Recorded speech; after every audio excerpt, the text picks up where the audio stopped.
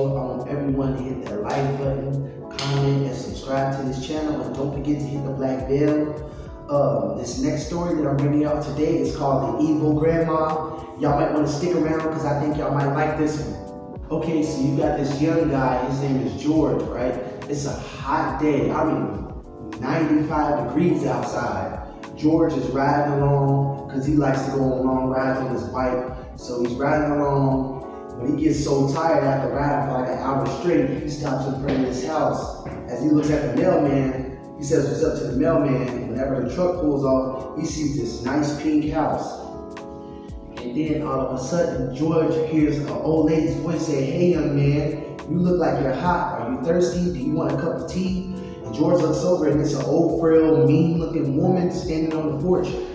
I ain't gonna lie, it was so hot outside this day, anyone would have took this cup of tea from this woman. The old lady says, "Young man, hurry on in. It's real hot out there." So George looks around. No one else is outside, so George, he parks his bike in the front. He walks in the house. Nothing's wrong. Everything's feeling straight. So next thing you know, George notices that he hears like 7 locks being locked on the door behind him. George, he brushes off and takes a seat.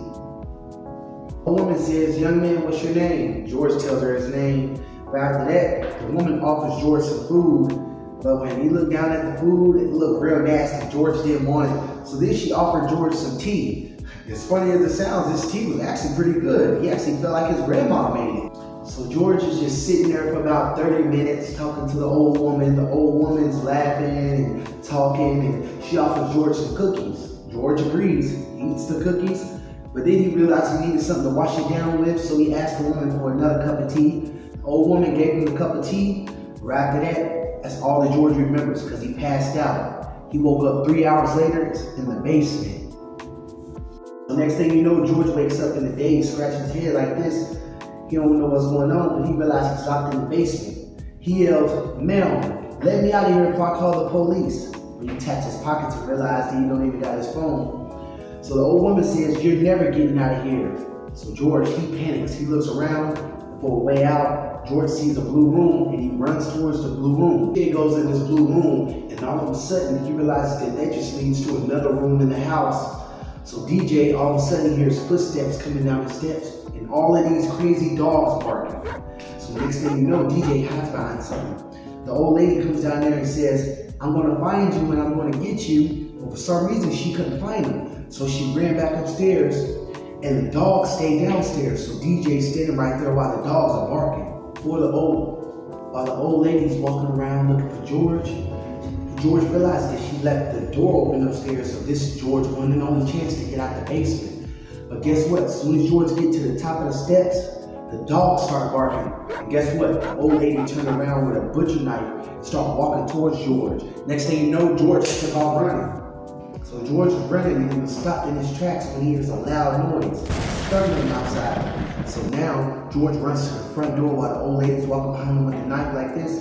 George tried to unlock the front door and try to get on his bike, but the door was locked. So George jumps out the window like this and hops on his bike and starts riding off. And then the old lady jumped in her car and started chasing George full speed in the car. So George, he's riding, and the old woman, she's trying to smash George's bike off the road. And eventually she ends up hitting George, but she only hits the back wheel and ends up flipping the bike, and George ends up falling off the bike, passing out. Now, what do y'all think is gonna happen next? I'm gonna tell you what's gonna happen next. So, George, he wakes up out of unconsciousness and he's looking at the ceiling in the car. At this point, he realizes, "I'm done." He thinks he's in the old woman's car. He don't know what this old crazy woman's gonna do to him.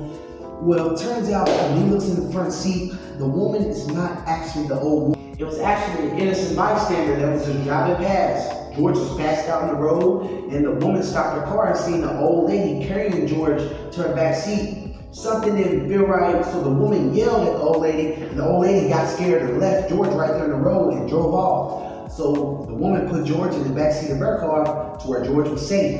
She explained all this to George. George thanked the woman, and the woman, she said, "No problem." George told the woman everything that happened, and the woman decided to call the police, but she made sure George made it home safe. They filed a police report. When they went to the old woman's house, they went and they found a body in the freezer. So this woman was arrested. I don't know what this woman was involved with. I don't know, but all I know is that she was arrested for numerous missing people that came up missing around town. I'm gonna wrap that up for this story because I got plenty more to make and plenty more to come, so be watching out. But if you watch this whole video, I want you to hit the like button, subscribe, and leave a comment. Hit the black bell so you can get all of my videos. This is Montez Wheeler. If y'all like these stories, send comments and share these videos. Hit the like button so YouTube can get the algorithm. I want to thank y'all for watching this video. Like, comment, and subscribe. Until then, peace.